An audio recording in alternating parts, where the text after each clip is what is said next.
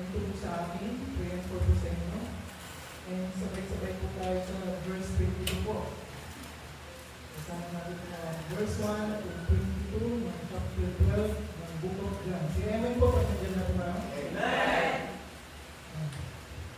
John chapter 12 verse 1. Then Jesus 6 days before the Passover came to Bethany, where Lazarus was which had been dead, whom he raised from the dead.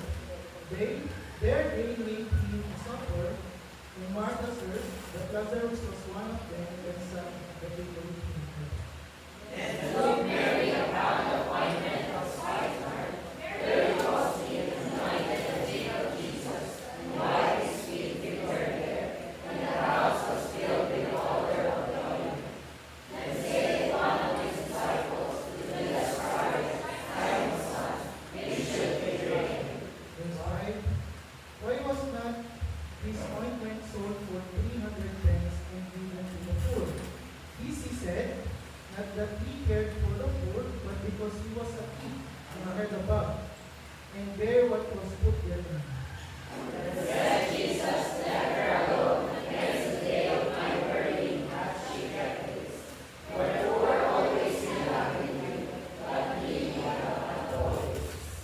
Much people of the Jews therefore knew that he was there, and they came not for Jesus' sake only, but that they might see Lazarus also, whom he had raised from the dead. But the chief priests consulted that they might put Lazarus also to death. Because that by reason of him many of the Jews went away and believed on Jesus. The next day much people that were come to the feast, when they heard that Jesus was coming to Jerusalem. Verse 13 took branches of palm trees and went forth to meet him and cried, Hosanna, blessed is the King of Israel that cometh in the name of the Lord. And Jesus, when he had found a young ass, set thereon as it is written. Fear not, daughter of Zion, behold thy king cometh, sitting on an ass colt. These things understood not his disciples at the first, but when Jesus was glorified, then remembered they that these things were written of him, and that they had done these things unto him. Verse 17, the people therefore that was with him when he called Lazarus out of his grave and raised him from the dead, bare record. For this cause the people also met him, for that they heard that he had done this miracle. Pharisees therefore said among themselves, perceive ye how he prayed money. Behold, the world is gone after him. And there were certain Greeks among them that came up to worship at the feast. Verse 21, the same came therefore to Philip, which was of Bethsaida of Galilee, and desired him, saying, Sir, we would see Jesus. Verse 22 altogether, then we read. And they brought him and said unto, and he went unto and believed of Jesus.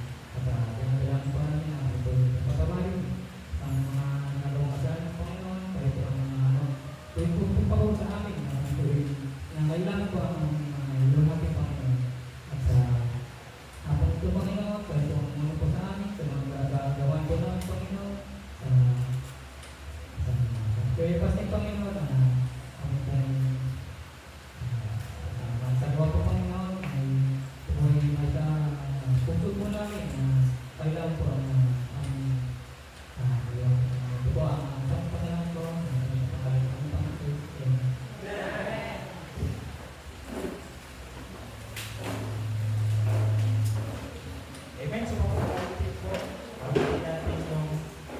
may liwanag sa ating kaluluwa. Song number 19 po. Ang katotohanan po ay pinakamasayang araw po sa mga Kristiyano na araw ng Panginoon po. Dahil po sa Panginoon sa Kristo kaya tayo natin. Song number 19 po, may liwanag sa ating kaluluwa. Sunshine in my soul.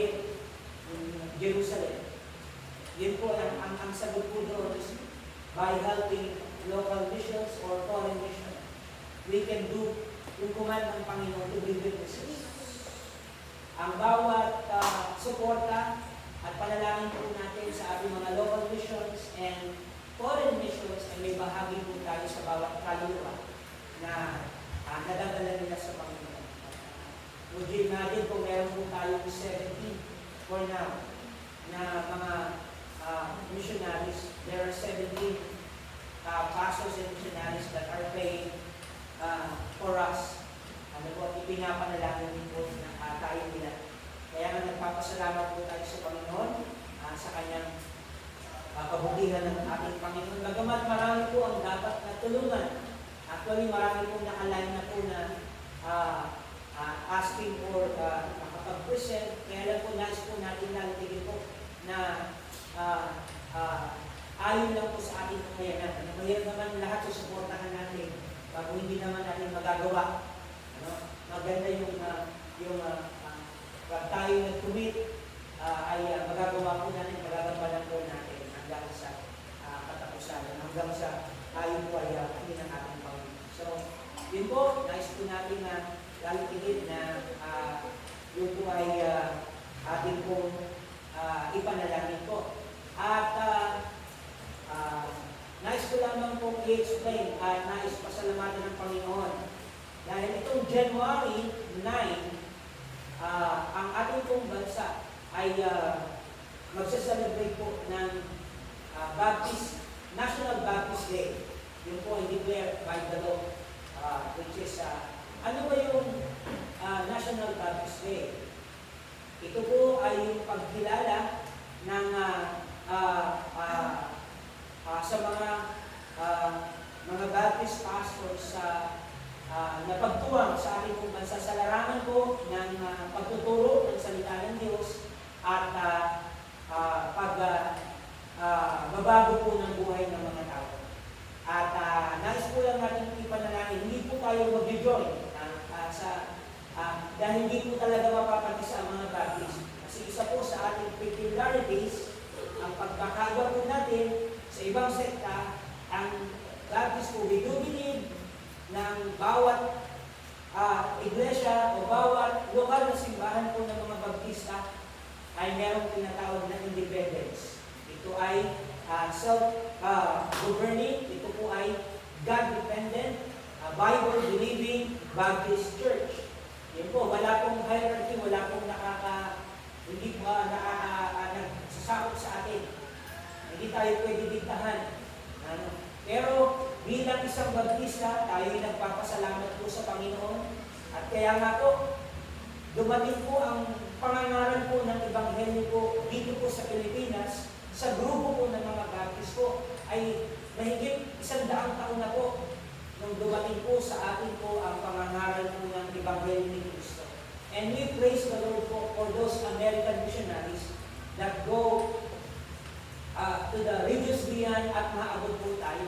At ang isa nga po niyan ay si Pastor Bob Huge. Ano po? Na siya po ay ginamit po sa South, which is ang daladala niya po noon sa history po is faith in God. Yun lang kanya po basta pananampalataya sa Panginoon after ng Second World War. Ang mga American missionaries po pumasok po para dalhin sa atin. At meron po ang unang landing po dito sa Pilipinas ng gospel po. Ibinibigay ko lang po yung history para alam niyo, pag tinanong kayo, naniniwala ba kayo sa Baptist Day o sa National Baptist Day? Yes, pero hindi po tayo para sumuport pa ng makipag-rally ka sapagkat hindi po gano'n. At dapat alam natin ang sasabihin natin. Amen? Alam po natin yung ating posisyon. At yun po, we can pray for them. Kasi ang ginawa po ng ating po mga ilan ng mga kapastoran dyan ay may mga groups na nag-celebrate, they gather into one place and encourage yung mga tao na ipakilala ang ating Panginoon. Dito po sa Batangas City, nag-gather po sila, preaching the gospel po, evangelistic po ginagawa. Salamat po sa Panginoon. So, yun po ay isang magandang bagay. Pero nais po natin lalo higit na ipaalam sa bawat isa. Ano ba po ito?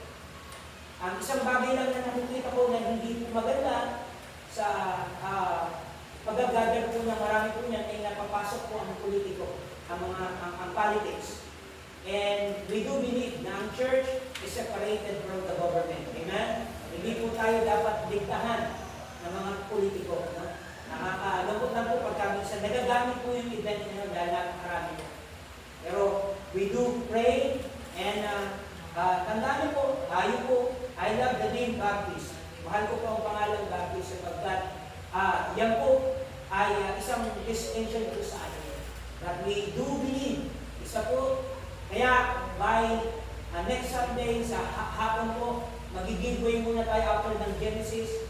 We will talk about Baptist distinctly. Kailangan natin matutunan ano ba ang pagkakaiba ng Baptist sa ibang sekta ng relihiyon. Magtuturo po tayo sa hapong pananambahan. Upang lalo higit, mas magtubibay pa tayo po sa ating pong pinangangawahang pananampalataya. So, yun po, ito po yung isinabatas. Ano po, yung pagkilala kasi minsan sumasabay po kasi ang mga churches sa mga katulad po, di ba, ang Muslim po, meron po silang holiday, ang Muslim, which yung kanilang tinatawag na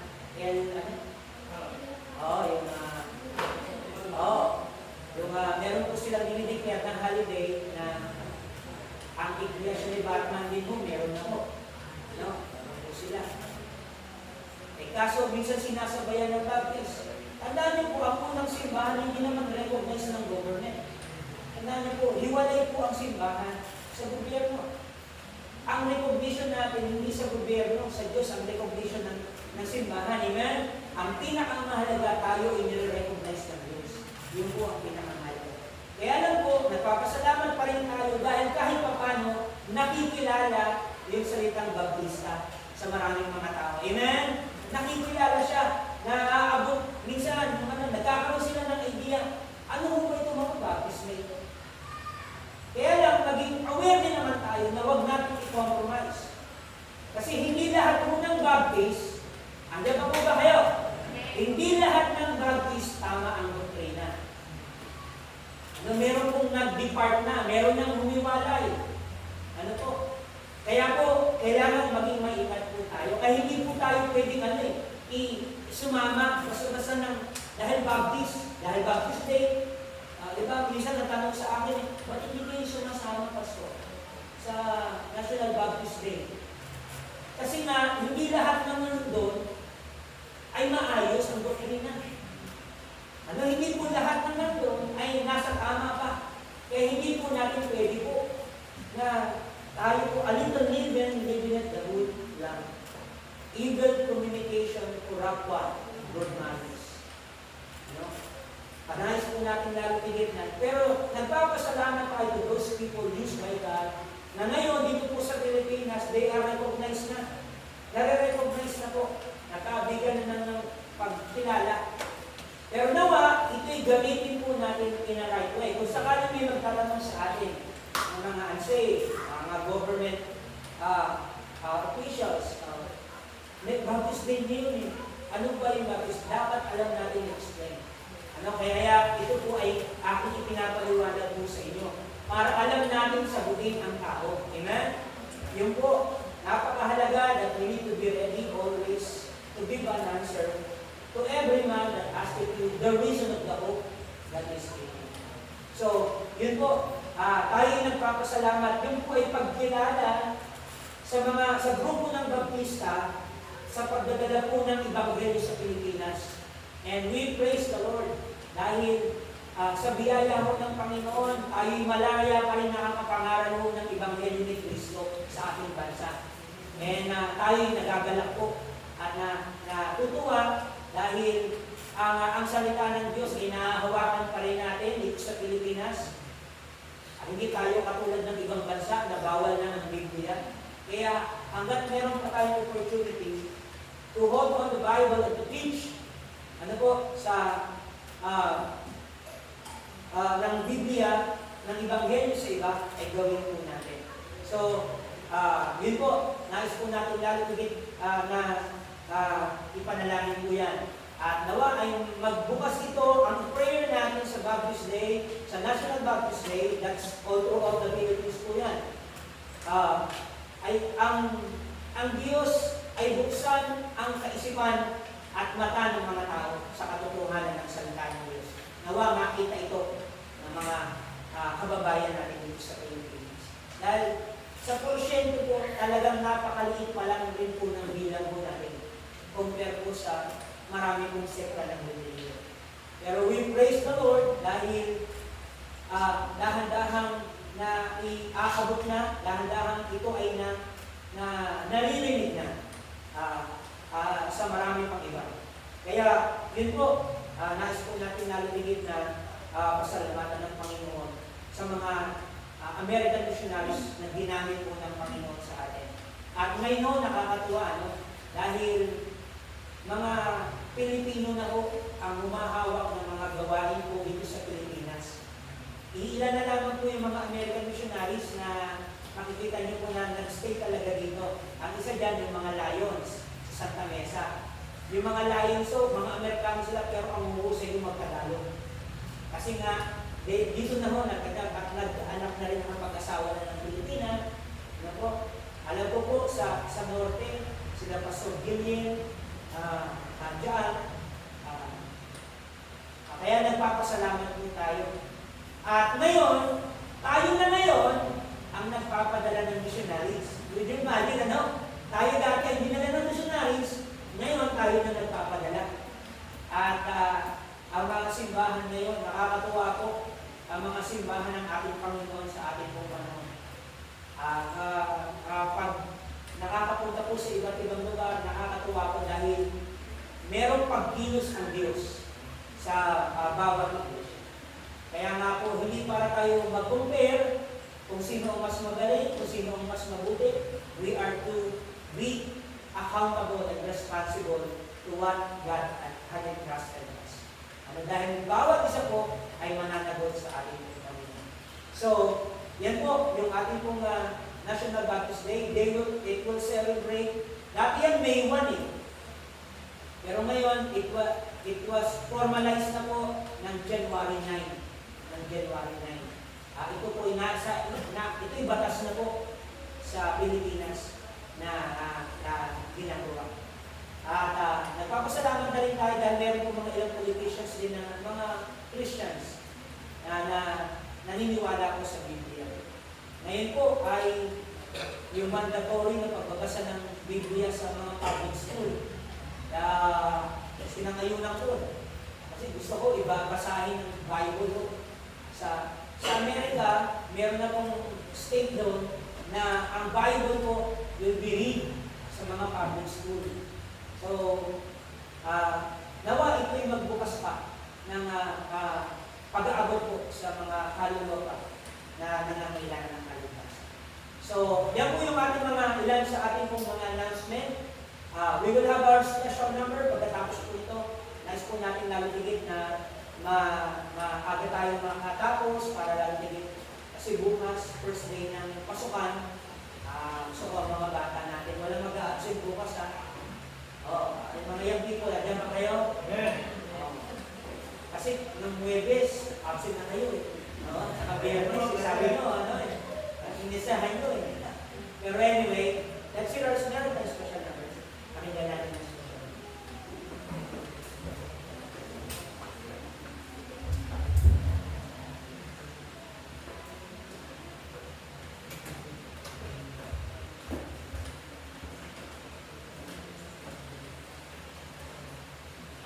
Amen.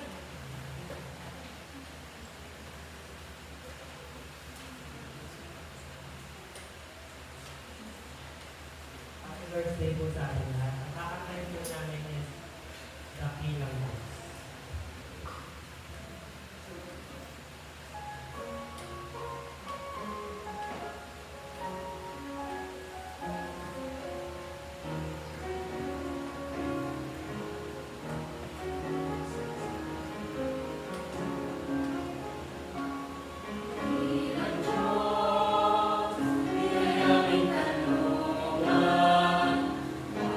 Balik kain, rasa seni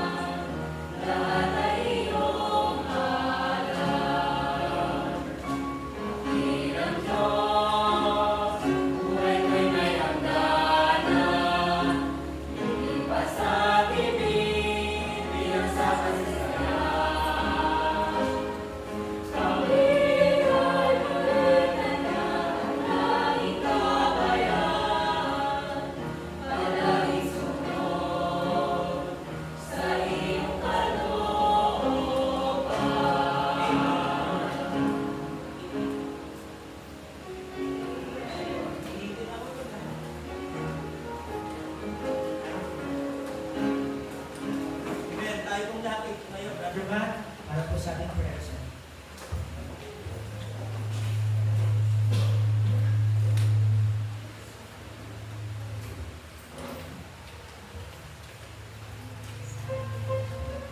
Amen. Awitin po, dalisayo.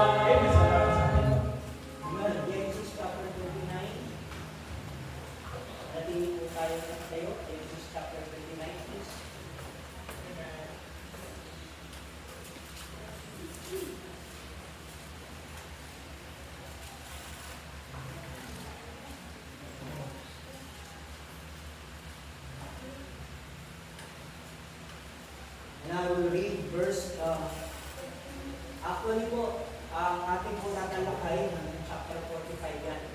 Pero, kukuha lang ako ng ilang verses as we go to the theme that we want to talk about, which is the Lord was with Joseph.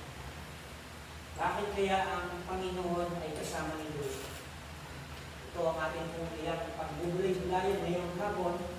Nais po natin na basahin ang verse 2 and in verse 21. Okay? The Lord was with Joseph and he was a prosperous man, and he was in the house of his master, the Egyptian. Verse 21, but the Lord was with Joseph, and showed him mercy, and gave him favor in the sight of the keeper of the prison. And the keeper of the prison committed to Joseph hand all the prisoners that were in the prison, and whatsoever they did there, he was the doer of it. The keeper of the prison looked not to anything that was under his hand, because the Lord was with him. And that which he did, the Lord made it to prosper. Salamat po sa pagbasa ng salita ng Panginoon. Tayo po yung manalangin. Muli, Lord, salamat po sa mga oras na ito na binigay niyo po sa amin. Salamat po sa inyong salita na aming pong binasa. Ipalain niyo po ito sa aming pong pag-aaral. Tuloy ko po ang inyong pong pagagabay, panguna at patuloy po sa amin sa hapon na ito. Ipidalain ko sa ngalan ng Jesus. Amen. Ako po na po tayo. The Lord was with Joseph. Alam niyo po, napakahalaga po na kasama natin ang Diyos sa buhay natin. Sabi nga, if God be for us, who can be against us? Nagkakaroon po ng pagkakaiba ang sitwasyon kapag kasama mo ang Panginoon. So no matter what happens or what situation we are, as long as the Lord is with us, there is nothing to fear. Ano po? Kahit ano daw po ang sitwasyon, ano man pa ang mangyari sa buhay natin, pagkakasama mo ang Panginoon, walang dapat na itatakot o ulang. That's why Paul says, sabi ni Pablo, nung siya ay pinipigilan po na tumungo sa Jerusalem because of the threat of his life, ano sabi niya po doon sa mga elders sa Ephesus, sa Acts 20, verse 24, but none of these things move me, neither count I my life dear unto myself, so that I might finish my course with joy, and the ministry which I have received of the Lord Jesus to testify the gospel of the grace of God. Gaya na lamang po yung dedikasyon ni Apostle Paul to go and preach the gospel to Jerusalem despite na merong banta ng kamatayan sa kanya. Hindi siya napigilan. Why? He understands that if God is with us, we have nothing to worry. Hindi po tayo pwede mag-alala. Bakit? Kasama ng Panginoon. Ito'y katotohanan dito po sa ating mga talata. Dito po sa buhay ni Joseph. We know the story of Joseph as a background po, di ba? Siya po ay isa sa mga anak ni Jacob. Diba? Isa po siya sa anak po ni Israel. Okay? Siya po ay, ang kanyang magulang ay si Rachel, na kung saan ay minahal ni Jacob. Pinagsilbihan po ito ni Jacob po ng 14 na taon yung kanyang father-in-law na si Laban.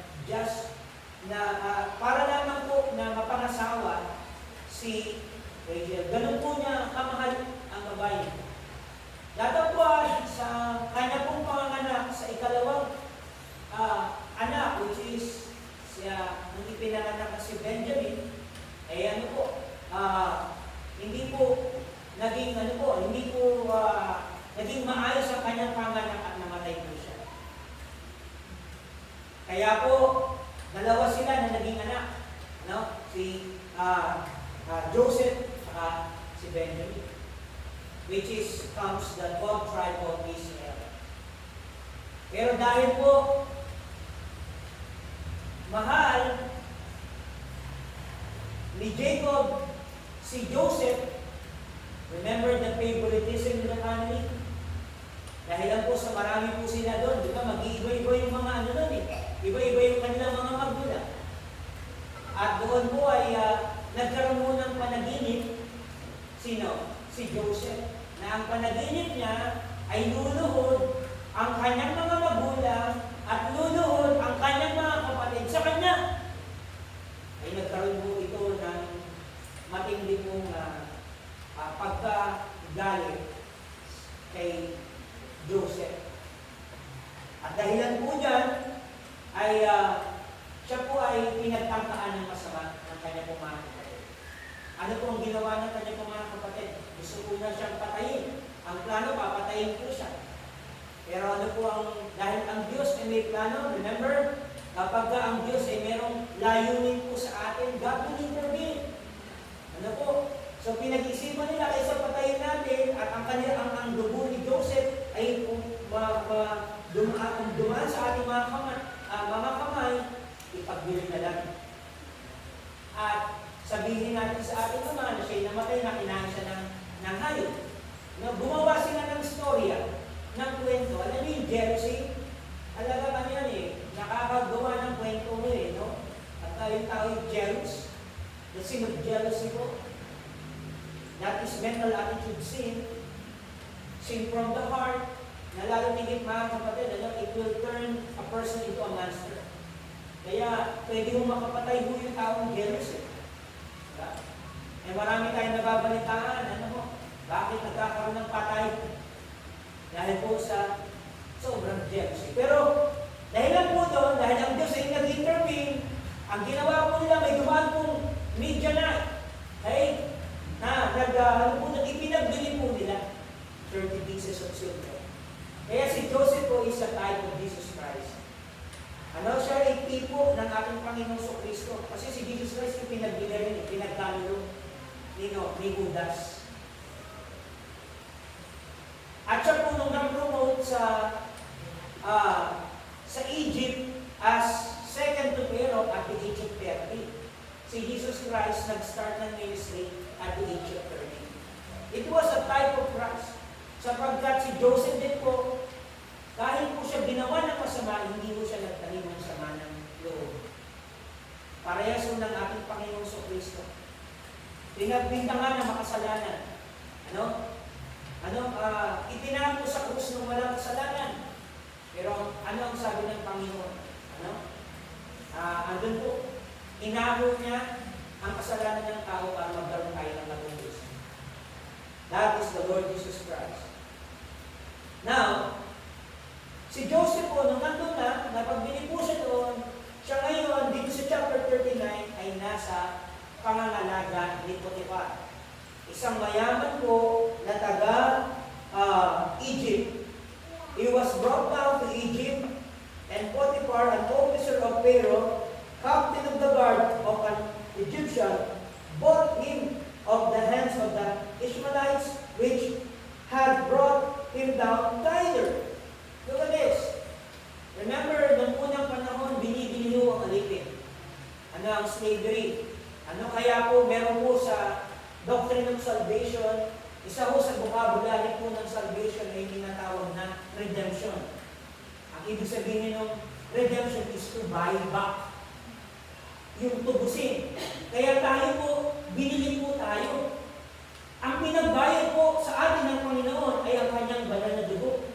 We are redeemed by the blood of Jesus Christ. Kaya nga po, tayo ay tinubos na ho sa kabayaran ng kasalanan. Ang kabayaran ng kasalanan na yan, kamatayan. We are redeemed from the penalty of sin. And not only that, tayo din po ay redeemed ng Panginoon. Sa buhay na ito mga kapatid, na tayo po ay hindi na alipin ng kasalanan. Tayo ngayon po ay malaya na. Pag binibili po ang isang alipin po, sa slave markets, binibigyan mo siya ng karapatan nung kanyang ang magiging ownership niya ay yung bumili sa kanya. Dahil po si Kristo ang tumubos po sa atin, si Kristo na ngayon ang nagmamay-ari po sa atin. Amen? Anong sabi po ng 1 Corinthians chapter 6, verse 20? But ye are bought with a price. So glorify God in your body and in your spirit, which are what? God's. Pag-aari na tayo. Possession na tayo ng Panginoon. Kaya we are not of our own. Hindi na tayo dapat namumuhay pa para sa sarili natin. Kung hindi namumuhay tayo para sa namatay para sa atin.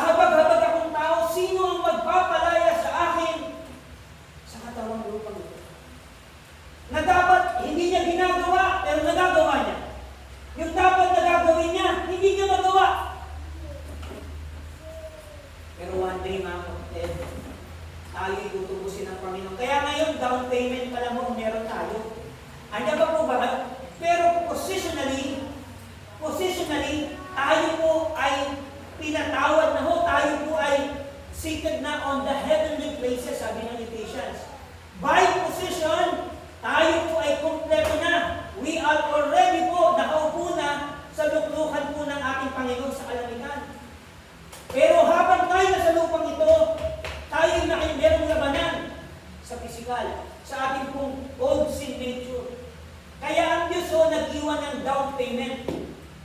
Ephesians 1:13. Tingnan niyo po sa Ephesians 1:13. Nang tayo po ay napakinggan ng Ebanghelyo, tingnan niyo po ang ginawa ng Panginoon.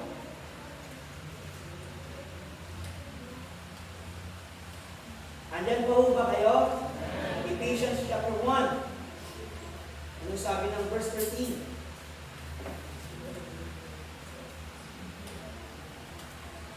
In whom he also trusted, after that he heard the word of truth. Nung ating daw pong napakinggan ang salita ng katotohanan, and what is the word of truth? The gospel. Ito po ang Biblia. When we heard the word of truth, we trusted what? Tingnan niyo po dyan, the gospel of your salvation. And what is the gospel? Romans 1:16. It is the power of God unto salvation to everyone that believeth, to the Jew first and also to the Greek. Ito yung kapangyarihan ng Diyos upang ang tao'y maligtas sa sino mang sumampalataya sa Kanya. Ang una ay sa mga Hudyo, which is sila po ang una pong nakarinig po ng magandang balita. And then to the Greeks, tayo po ay from Gentile nation, and praise the Lord. Hindi po pinagkait ng Panginoon sa ilang grupo lamang ng tao. At salamat po at ang sabi po doon ng Ebanghelyo, the gospel of your salvation, in whom after that ye believe. Kaya po ang gospel kailangan sampalatayaan. Andiyan ba po ba kayo? Yung Ebanghelyo. Ano ba yung Ebanghelyo? 1 Corinthians chapter 15, verse 1 to 4. According to the scripture, it is the death, the burial, and the resurrection according to the scripture. If we believe not in vain, ito po yung dineliver to the saints, ito yung pinangaral, at ito rin po ang ipapamahalan po na hanggang sa ngayon. Hindi po pwede magbago. Andiyan pa po ba kayo? Not by the works of men. Hindi po sa mabuting gawa ng tao para ang tao ay maligtas. Ito'y ginawa ng Diyos. Kaya tapos na ho ang katubusan sa kasalanan. Meron na hong ipinako. Ngayon, ang tao ho, kailangan mapakinggan ang Ebanghelyo. The word of truth. The gospel of your salvation. In whom, after that you believe, ang sabi po doon, you were what? Sealed with the Holy Spirit of promise. Praise the Lord sa ating pong dispensation. Na ang banal na Espiritu, tayo po ay silyado ng banal na Espiritu. Sa Old Testament, ang banal na Espiritu po nagdi-depart. Umaalis po. At hindi lahat ng anak ng Diyos ay may banal na Espiritu. Sino lamang po yung gagamitin lamang ng Panginoon?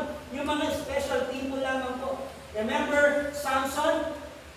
Diba? Si Samson po, nagagawa niya na hagupitin yung mga Philistine sa kanyang kalakasan when the Spirit of the Lord. Okay? Pero nung siya po ay lumayo na, di ba, nagkaroon na siya ng maling pananaw at nagustuhan na ang mga kababaihan ho ng Philistine, ay ang banal na Spirit nag-depart sa kanya, ay wala na po siyang lakas. Sapagkat ang kapangyarihan ay nagmumula sa banal na Espiritu. Amen? Now, mga kapatid, in the New Testament, the Holy Spirit is permanent. The ministry of the Holy Spirit is permanent. We are sealed. After that, we heard the word of truth. We were sealed with the Holy Spirit of promise. Look at verse 14, which is what? The earnest of our inheritance. The word earnest means guarantee or down payment. Kaya dito po sa ating pong panahon, dito pa lamang po sa lupa, tayo po'y nakatitiyak na tutungo tayo sa langit sapagkat meron pong down payment na sa atin. Amen? At ang down payment na yan ay yung Holy Spirit dwelling in our hearts by faith. Kaya yung anak po ng Diyos, isang bagay na makikita po natin sa anak ng Diyos, tayo'y ginagabayan ng banal na Espiritu. Kaya ang banal na Espiritu hindi na umalis. Kaya lang, Dalawang kasalanan ang nagagawa natin sa banal na Espiritu. Ano po yun? Grieving. Grieve not the Holy Spirit of God, whereby we are sealed. Ang banal na Espiritu po ay hindi lamang puwersa. Ang banal na Espiritu po ay Diyos. Amen? The Holy Spirit is God, according to Acts chapter 5. When Sapphira and Ananias lied, they lied not unto men, but they lied unto God. Nagsinungaling sila, hindi sa tao. Ang sabi po ng Acts chapter 5, nagsinungaling kayo sa Diyos. Kaya ano po nangyari sa kanila? Patay. We grieve the Holy Spirit.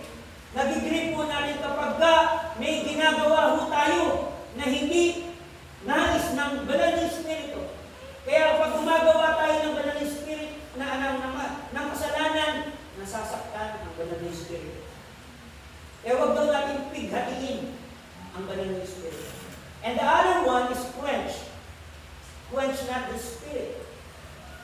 The word quench means, alam niyo po yung merong kandila dito, halimbawa. Then yung kandila nag-aalab. Then yung kandila habang nag-aalab ang apoy niya, ay bubuhusan mo ng tubig. Anong mangyayari sa kanya? Mamamatay siya nang makikwench yung apoy. Ganun yung quench. Yung quenching of the Spirit ay merong inuutos ang banal na Espiritu sa'yo. Pero hindi mo naman ginagawa. We quench the Holy Spirit. For example, the Holy Spirit leading you to pray and you are not praying. Nakikwench ang Holy Spirit. Kaya yung dalawang kasalanan na yan ay isang bagay na nangyari, which is the earnest of our inheritance. This is the down payment na tayo tagapagmana na ng kalangitan until the redemption of the purchased possession unto the praise of His glory.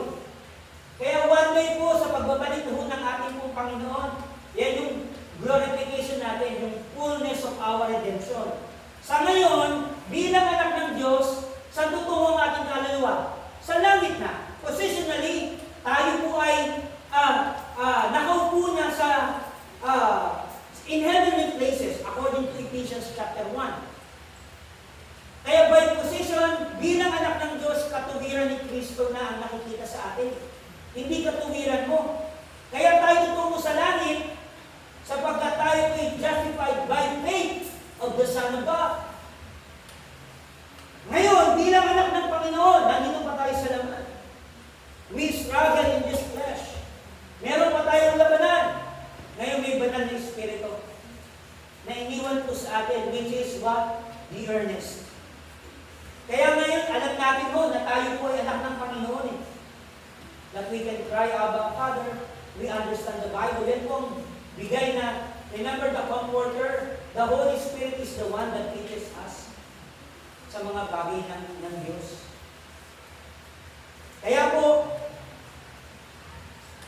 ito pong bagay na ito ay nagbibigay ng kalakasan po sa atin na tayo pinubos ng ating Panginoon. At going back to our text, sa Genesis chapter 39, narito po si Joseph.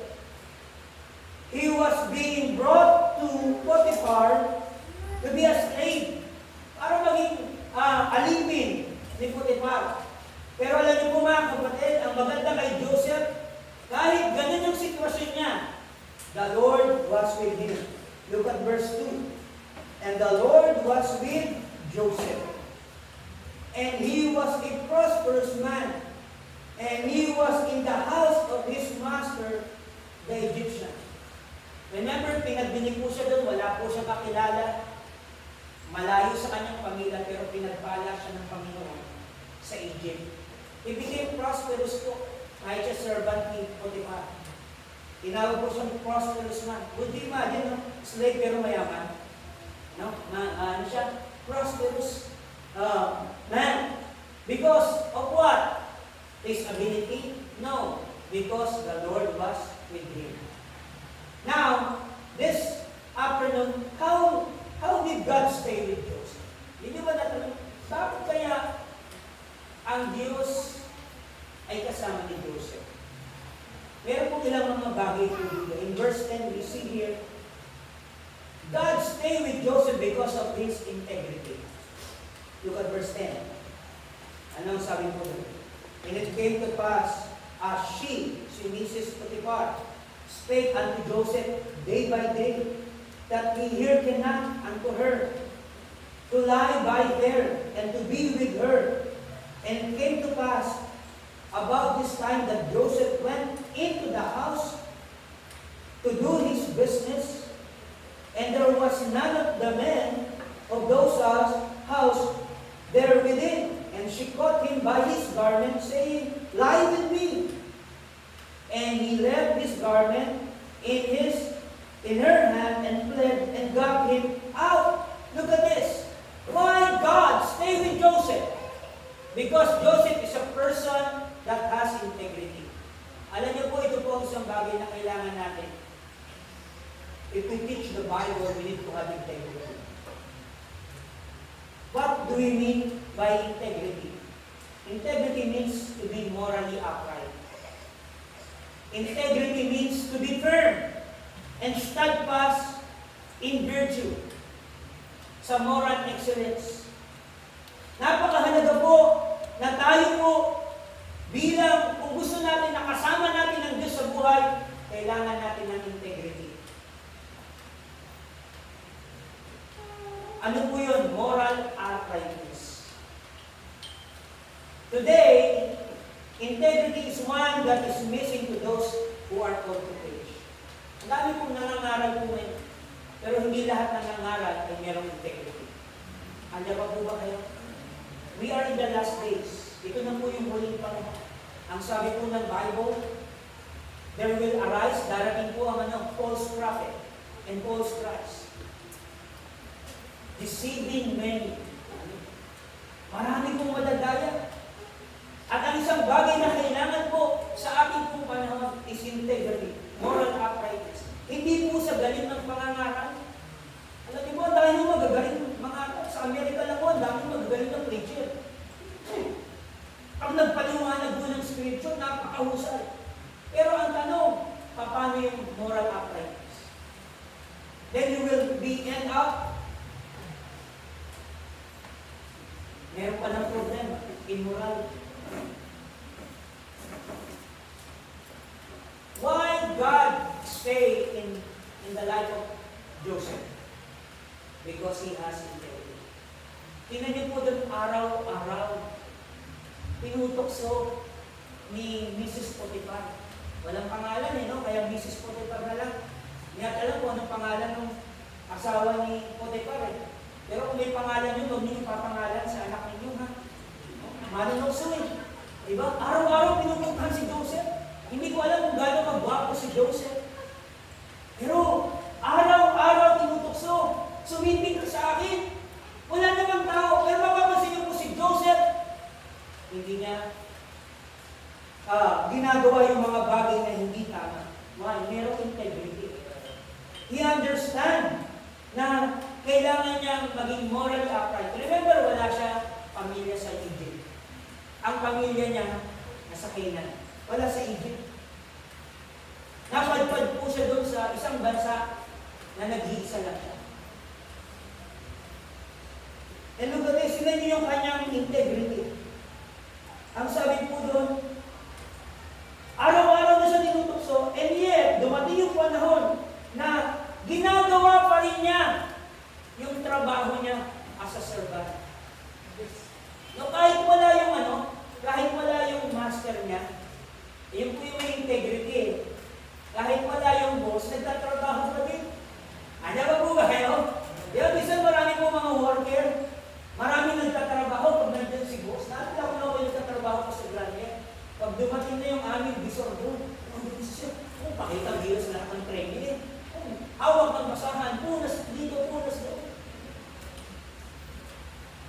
Pero yung integrity, mga kapatid, you do the right thing. That's integrity. Gagawin mo lang yung tama. At si Joseph, kaya siya Joseph has that integrity. Meron po siyang integrity. Number two, because Joseph not only has that integrity, but also Joseph has purity. He knows what purity means. Alam niyo po mga kapatid, merong mga ilang Bible scholar ang sabi nila, si Joseph daw, bili mo, lumalapit na yung tukso sa kanya. Kumbaga, andyan na yung palay na ang lumalapit. Ayaw patumain. Diba? Parang may problema ata sa pagkalalaki ko si Joseph. Pero hindi po. Joseph understand purity. Ano pa po ba kayo? Why? Bakit po nasabi po niya yan? Mga kapatid, bakit nasabi po natin, naiintindihan niya ang purity? Verse 6. And he left all that he had to Joseph's hand. And he knew not all he had, save the bread which he did eat. And Joseph was a goodly person and well-favored. And it came to pass, after these things, that his master's wife cast her eyes upon her. And she said, lie with me. But he refused and said unto his master's wife, behold, my master wotteth not what is with me in the house, and he had committed all that he had to my hand. There is no greater in this house than I, neither had he kept back anything from me, but thee, because thou art his wife. How then can I do this great what? Wickedness and sin against God? That's moral purity. Tingnan niyo po yung purity.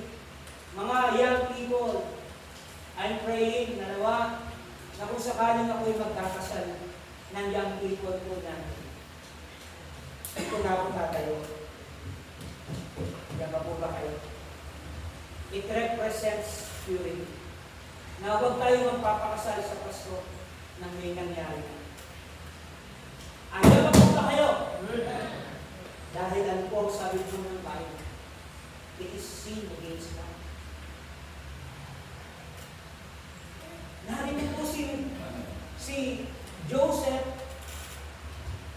pinagtiwala ang lahat sa kanya, sabi niya kay Jesus Potiphar. Walang nakakahigit sa bahay na ito maliban sa amo ko at ikaw. Ano ang gagawin ko? Pag ginawa ko yan, ito'y kasalanan, ito'y kasamaan, ito'y wickedness before my God. Mga kapatid, hindi sa lahat ng oras nababantayan ka. Hindi sa lahat ng oras kasama mo ang nanay mo. Noon, di ba may chapel ka? Naalala ko noon yung mga di ba? Ngayon di ba?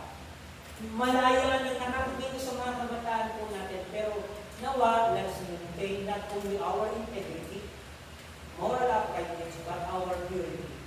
And what is purity? Cleanliness of life. Malinis na pamumuhay. To be holy, or I am holy.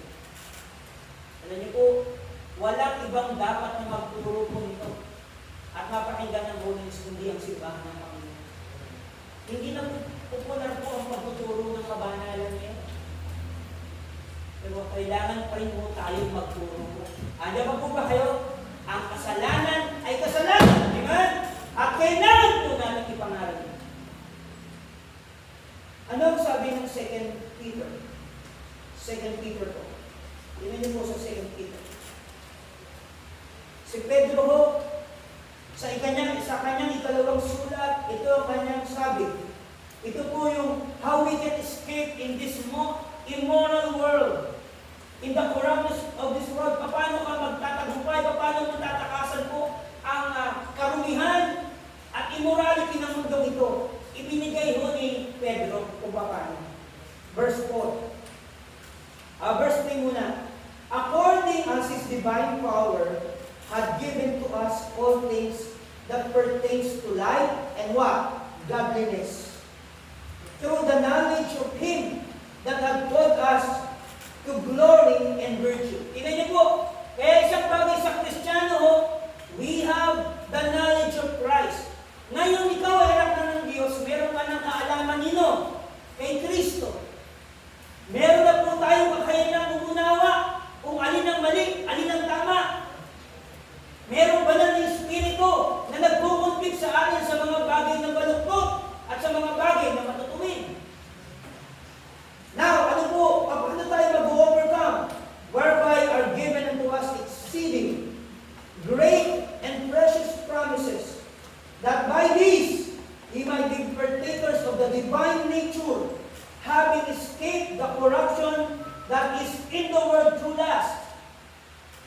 paano tayo makakatakas po sa corruption of this world? Ibinigay po sa atin ang na maging partakers po tayo ng divine nature, having the Holy Spirit in us. Now, hindi na nga mga gagawin ba ng Espiritu, wala ka nang gagawin. Tingnan nyo, verse 5. Anong gagawin natin? Beside this, giving all what? Diligence. Sa lahat ng ito, you have the promises of God. You have the divine nature, which is what? The Holy Spirit. Tayo po may banal na Espiritu. Pero, bilang tayo nasa mundo ito, ano daw ang gagawin natin? Magtiyaga tayo. Magkaroon ng pagtitiyaga. Add to your faith what? Virtue. Virtue means moral excellence. Dadagdag mo sa pananampalataya sa Panginoon is what? Moral excellence. And to virtue what? Knowledge. And to knowledge what? Temperance. Which means self-control. Kaya dapat ang isang Kristyano, merong self-control. Pag nandiyan yung tukso, hindi po nandiyan yung tukso, sige na, wala namang nakakakita rin. Hindi, kailangan natin ng self-control. Yan po isang bagay para ma-overcome natin ang karumihan. And then temperance what? Patience. And to patience, godliness. And to godliness, what? Brotherly kindness. And to brotherly kindness, charity or love. If these things be in you and abound, they make you that ye shall not neither be what? Barren, nor unfruitful in the knowledge of our Lord Jesus Christ. But he that lacketh these things is blind. The word blind means not totally, hindi nakakita. The word blind means cannot discern. Alam niyo po, pagka wala tayong temperance, wala tayong patience, wala tayong virtue, na hindi natin dinagdag sa pananampalataya, ang nangyayari po, hindi natin ma-discern. Kaya minsan may mga Kristiyano, nahuhulog pa rin sa pagkakamali. May banal na Espiritu naman. Why? Hindi nagtsatsaga. Diba? Kailangan natin iwasan po ang bagay na masama. Diba? Ang sabi nga, alam nyo, mahirap pong mamuhay ng tama kung tayo, iba yung paligid natin ay punong-puno ng kasamaan. Pero alam niyo po, kung meron tayong tamang discernment, if we have this in our lives, magkakaroon po tayo ng discernment. Ang sabi na, cannot see afar off, and had forgotten that he was purged from his old sin. Kaya nga mga kapatid, what makes Joseph na siya ay kasama niya ang ating Panginoon? Una, yung kanyang integrity. Pangalawa, yung kanyang purity. And the third one is faith in his great God. He has that faith in his great God. Nandun yung kanyang pananampalataya sa kanyang dakilang Panginoon. Ano ang sabi niya? Doon sa verse chapter 39, ano yung sabi niya sa verse 9? How then can I do this great wickedness and sin against God? Ang dami po mga kapatid, wala na siya sa kanyang bayan. Wala na sa kanyang pamilya. Pero yung pananampalataya na kanyang natutunan, yung kanyang tinanggap, yung naipasa sa kanya, ay nandun pa rin sa kanya kahit na nasa Egypt siya. Alam niyo po, minsan maraming Kristiyano nawala lang sa simbahan, nagwala na rin. Hanya pa po ba kayo? Na-open lang sa pastor, nawala na rin. Alam niyo po, naalala po si Joseph. Meron siyang opportunity na magpakalayo-layo sa Panginoon kung gugustuhin niya, pero hindi niya ginawa. Na kahit nandun na siya sa bingit ng tukso, pwede niyang lumapit na si Mrs. Potipat eh. Ilang araw niya rin pinagkikisa na eh. Pero andyan pa. Iutukso pa rin siya. Pero nang sabi niya, hindi ko magagawa itong karumihan na ito at kasalanan ito sa aking Panginoon. He understand that he is the child of the faith. Mga kapatid, saan man nawa tayo dalhin, application, saan man ikaw dalhin ng Panginoon, sa trabaho man, sa eskwela man, huwag nawa natin aalisin na tayo po ay mga mananampalataya ng Diyos. Amen? Tayo po ay mga anak ng Diyos.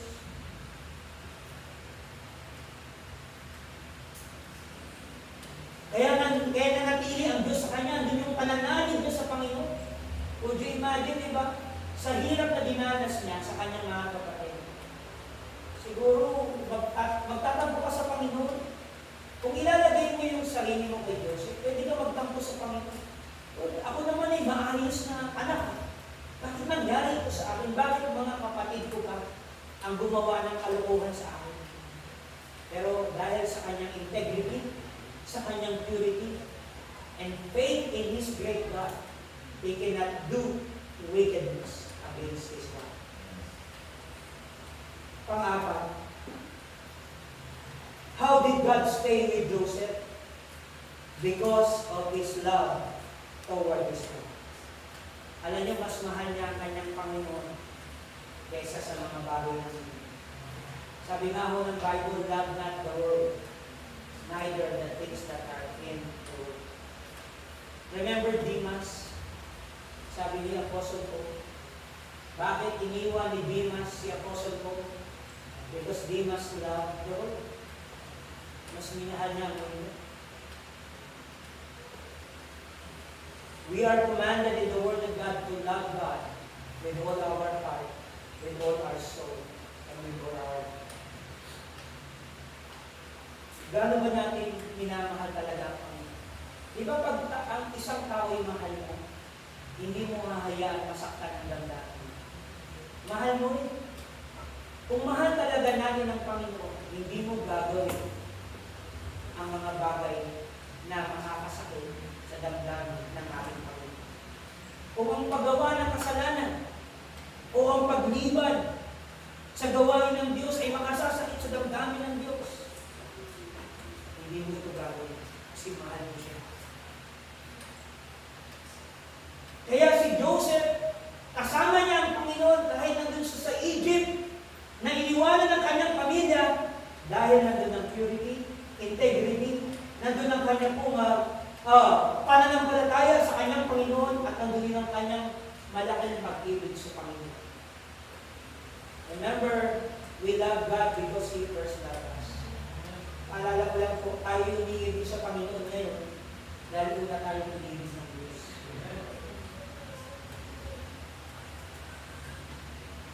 Panglima, how did God stay with Joseph? Because of His wisdom toward these life circumstances. Look at chapter 41. Tignan niyo yung wisdom niya dito. Sa chapter 41, verse 25. And Joseph said unto Pharaoh, the dream of Pharaoh is one. God had showed Pharaoh what he is about to do. The 7 good kine are 7 years, and the 7 good years are 7 years. The dream is one, and the 17 of ill-favored kine that came up after them are 7 years, and the 7 empty years blasted with the east wind are 7 years of famine. Here, makikita natin yung wisdom niya interpreting the dreams of Pharaoh. Pero yun po, lahat po ng mga Egyptian na magician, pinatawag po ni Pharaoh para lang i-interpret. Lahat po ng mga manggagaway ng Egyptiano para lang i-interpret yung panaginip po ni Pharaoh. Walang maka-interpret. At nandun po si Joseph sa kulungan. Remember, he interpret yung dalawang kasamahan niya pong nakakulong doon, the butler and the baker. Okay, yung baker, sa kanyang panaginip, makakalabas siya within 3 days, kaso mamamatay siya. Yung butler, makakalabas din, makatapos sa 3 araw, at makakaupo siya, makakabalik siya sa kaharian as a butler. Pero ang isang paalala lang ni Joseph sa kanya, pag nandun ka na, huwag mo naman ako makakalimutan. At nung nandun na nga siya, at walang maka-interpret, naalala niya. Pero meron dun sa kulungan, nag-interpret ng dream ko. At si Joseph, pinatawag po siya. At in-interpret niya yung panaginip ni Pharaoh. That's wisdom. Alam niyo po, ang isang bagay na dapat manatili sa atin ay karunungan. Sapagkat ang karunungan is a principal thing. Wisdom is a principal thing. And when we talk about wisdom, ang wisdom ay hindi po kaalaman. Ito'y karunungan na nagmumula sa Diyos. James chapter 1, if any man lack wisdom, let him what? Ask of God. Sa kahihingi ng karunungan sa Diyos that giveth to all men liberally and upbraideth not. You need to wisdom. You need to have wisdom. And in the book of Proverbs, what is the wisdom? Ano ang instrumento ng karunungan? The Word of God. Amen? The very Word of God. And who is the person of wisdom? Walang iba ang ating Panginoon sa Kristo. It is the Lord Jesus Christ. Kaya nga po, having the Lord Jesus Christ in our heart, meron tayong karunungan. Kailangan lang natin i-exercise. Read God's Word daily. Ngayong January, we have the opportunity to start. I praise the Lord. Nakita ko si Brother Ian, nag-start siya sa Genesis ngayon. Patuloy lang po tayo. Magtuloy-tuloy tayo magbabasa ng Bible. Ang target niya matapos na within a year. Hanggang Revelation. Amen? Amen? Salamat sa Panginoon. Kaya yung makakatapos ho ng Bible next year, sa December, nagbibigay ho kami ng bibigay tayo ng incentive. Trip to Jerusalem. Biro lang po, biro lang. Paghandaan niyo, i-bless ako ng Panginoon para paghahanda ko ng gift, special gift. Amen? Sa Bible school, yung mga Bible student na papasok, hindi ho kayo makaka-graduate hanggat hindi nyo natapos ang Biblia. Yan po ay isa po sa mga rules for graduation. If you are a candidate for graduation, you need to finish the Bible from Proverbs to Proverbs. Kaya kailangan po tayo mag-aral ng Biblia sapagkat ito yung karunungan. Ang dami yung marunungan na.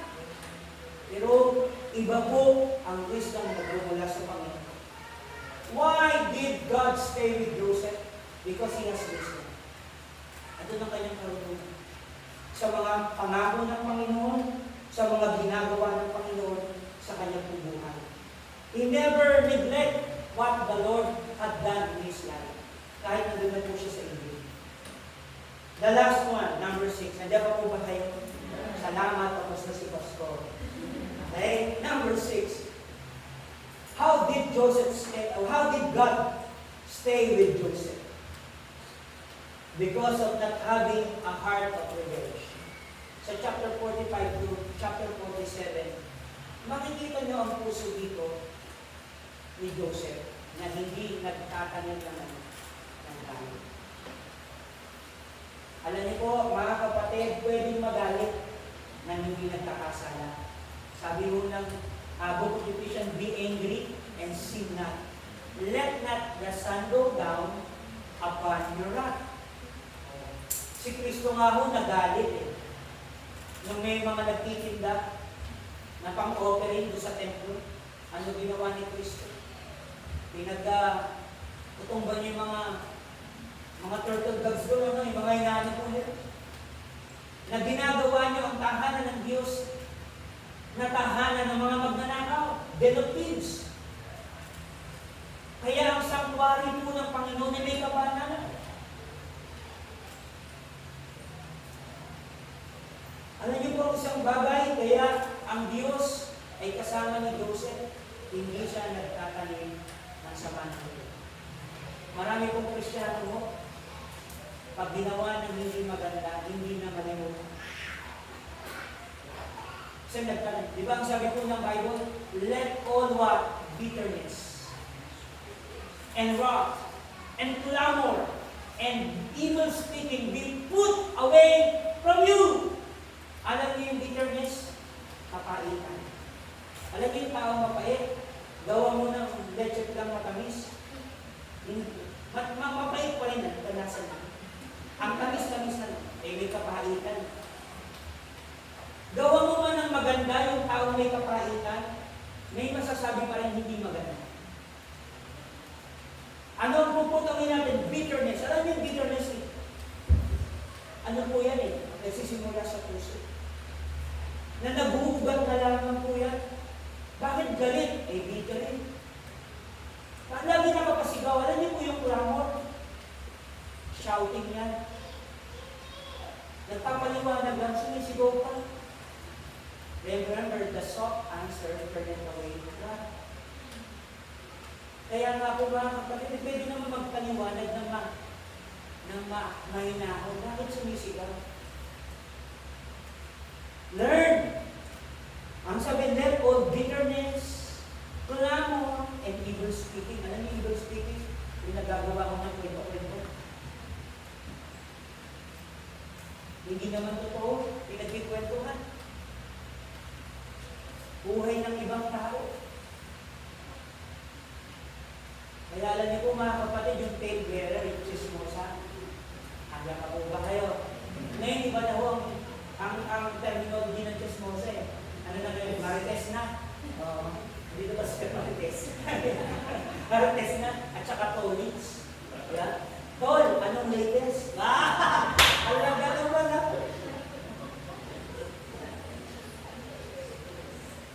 Sabi ng Proverbs, yung tail bearer is like a broken foot. Ano? Sabi ng Proverbs, pag tail bearer parang bumiyan. Ay hindi ka pwede magtiwala sa tail bearer. Pag nagtiwala ka sa tail bearer, tapos ka. Kaya mga kapatid, why God stay in the life of Joseph? Because his heart is very good. Yun yung kanyang kadalisayan ng puso. Andun yung integridad niya. Andun yung kanyang pananampalataya sa malaking Diyos. Andun yung kanyang pag-ibig sa kanyang Panginoon. Andun po ang karunungan sa mga pangako ng Diyos. At nandoon po sa kanyang puso na hindi nagtatanim ng sama ng Diyos. Alam niyo po, napakiksi lang ng buhay. Yung 2025, ang bilis lang na matapos. Kaya kung may sama ka ng loob, ihingi mo na ng tawad. Kasi, iksi lang ang buhay natin, mag-ihipon ka pa ng sama ng loob. Nais ng Panginoon, tingnan niyo po si Joseph sa chapter 47. Nung nakita niya yung mga kapatid, kumukuha ng pagkain sa Egypt. Sila lang may pagkain eh. Kumukuha ng pagkain. Hindi niya inisip, ito na yung pagkakataon ko. Pipitikin ko lang ito sa ilong. Ayos na. Hindi! Ano? Andun. Ginawa niya ng para makita niya yung mga kapatid niya si Benjamin. At saka yung tatay niya, di ba? Nilagay niya ng ginto. Para sabihin, ba't merong ginto ito? Iiwan yung kapatid mo, meron kayong kalokohan. At dalhin mo yung tatay mo at dalhin mo yung kapatid mo isa. At nung nireview na sa chapter 47, what an emotional event na makita yung magkakapatid at yung tatay. Di ba ang sabi, agulgul? Hindi lang basta iyak eh. Kung magulgul ng iyak si Joseph nang nakita yung kanyang tatay at yung kanyang mga kapatid. Parinig nga sa palasyo yung iyak ni Joseph. Sa kanya, ang sabi niya, huwag kayong mabigatan sa inyong mga sarili sapagkat hindi kayo ang nagdala sa akin sa lugar na ito. Sino ang nagdala sa kanya? Ang Diyos. Lahat ng iyon ay plano ng Diyos. Remember his dream? Yung mga trigo na luluhod ay nangyari during Genesis chapter. Mga kapatid, this year, let's pray na huwag nawa ang Diyos ay lumayo sa atin. Ipanalangin natin sa Panginoon, bigyan niyo ako ng integridad. Mamuhay ng matuwid. Mamuhay ng bigyan mo ako ng purity. Tulungan niyo ako mamuhay ng may kabanalan habang ako'y nasisa sa buhay. Tulungan niyo ako, Panginoon, na laging tingnan kayo na aking Panginoon na malaking Diyos. Maraming pangangailangan tayo ngayong taon. Pero hindi dapat tayong mag-alala sapagkat meron tayong malaking Diyos na kayang itutuwag ng ating Panginoon. Let's learn to love God more as He bestowed His love toward us every day. Ibigin natin ng Panginoon. Higit. At higit sa lahat, huwag tayong magkaroon ng sama namin. Ito'y magpapabigat sa ating takbo. Kahit po natin tumayo, ito'y manalangin, let's pray. Heavenly Father, thank you po sa hapon po ito sa tayo na bigyan niyo sa amin. Thank you so much, Panginoon, sa inyong kabutihan, sa inyong katapatan. At salamat po, Panginoon, sa inyong mga salita. Ngayon po hapon, dating niyo ang aming pagpus. Salamat po sa isang Bible character na nabuhay sa mundong ito at ipinakita po ang pamumuhay ng isang Kristiyano na kahit nag-iisa ay nakapanindigan para sa iyo. Lord, hindi kami si Joseph, pero kami nananalangin na kami bigyan niyo ng lakas para lalo din, Panginoon, mamuhay ng merong integridad, mamuhay ng merong kadalisayan, mamuhay, Panginoon, ng merong karunungan sa inyo pong mga salita. Lord, bantayan mo ang aming mga puso. Alisin niyo ang mga bagay na hindi po nararapat sa aming mga puso, Panginoon, na magpapabigat ng aming pong takbuhin bilang isang Kristiyano ngayong taon. Lord, tulungan niyo kami laging tumingin po sa ay tidalangin ko sa ngalan ng Yesus. Habang tayo pinakapilipos, ito pinakapilipos. Kapatid, kumusta po? Ang Panginoon ba ay lagi natin kasama? Kung kasama natin ang Panginoon palagi, mamumuhay tayo ng dalisa. Mamumuhay tayo na may kabanal. Titindig tayo sa katotohanan. At hindi tayo magtatanim ng sama ng loob ng kanina. If there's something you want to pray, at marahil ang prayer mo ngayon kung hapon, Lord, tulungan niyo po ako. Tulungan niyo po. Na huwag tawa, ngayong taon ay lumayo kayo, Panginoon, sa buhay. Tulungan niyo po kung mamuhay sa nais ko.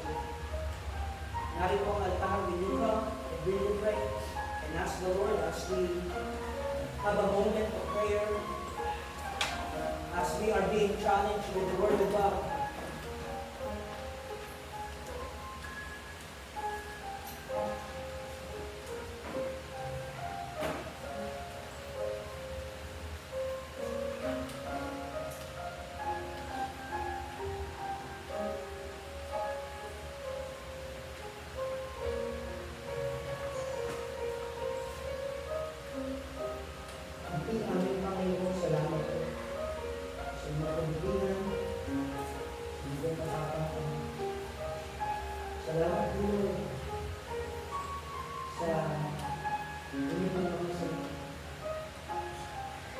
This time of the year, the first month of the year, nagsito kami kumakay sa lalas ko.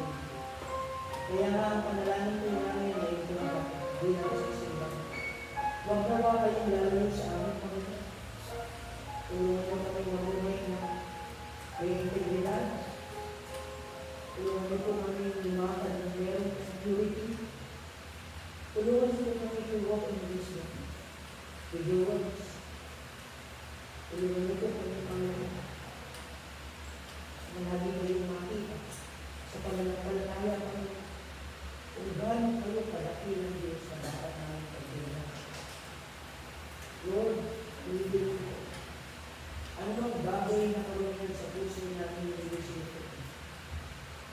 Kung sino po ang mga bagay na nagiging sa aming lubos at paglalaan. Salamat po sa mga paalala po sa amin. Salamat po sa buhay. Ang isang lingkod po ninyo na ginamit si Joseph. We pray, ito'y Panginoon. Paalala po sa amin as we meditate your word throughout the week. Nawa ito po yung mga. Idalangin po sa ngalan ng aming Panginoon Jesus. Amen.